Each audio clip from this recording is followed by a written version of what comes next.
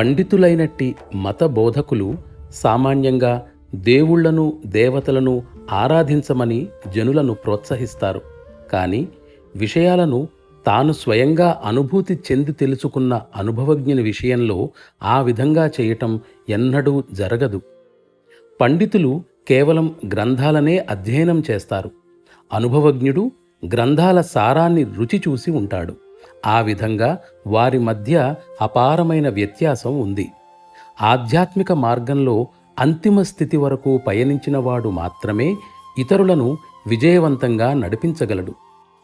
పండితులైన గురువులు దారి ఎక్కడికి వెడుతుందో సూచించటానికి దారి ప్రక్కన ఉండే సూచికల వంటి వారు.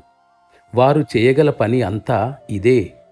భౌతికత్వం నుండి విముక్తిని పొందడమే లక్ష్యంగా కలవారు భౌతిక రూపాలపైన స్థూల భావాలపైన ఆధారపడటం నిస్సందేహంగా ఎంతో వింతగా ఉంది. తమకే లభించని ఆ మహోన్నత స్థితికి దేవతలు మిమ్మల్ని ఎన్నటికీ తీసుకుని వెళ్ళలేరు. అది నిశ్చయం. నీ సూక్ష్మ అస్తిత్వాన్ని కూడా నీవు అంతం చేసుకోవలసి ఉండగా మొదట వివరించిన పద్ధతుల వల్ల నీ భౌతిక అస్తిత్వాన్ని మరింత బలపరుస్తున్నావు. వేరు మాటలలో చెప్పాలంటే అది ఆధ్యాత్మిక మరణమే.